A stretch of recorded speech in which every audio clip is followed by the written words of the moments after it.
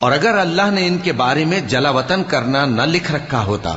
تو ان کو دنیا میں بھی عذاب دے دیتا، اور آخرت میں تو ان کے لیے آگ کا عذاب تیار ہے ہی۔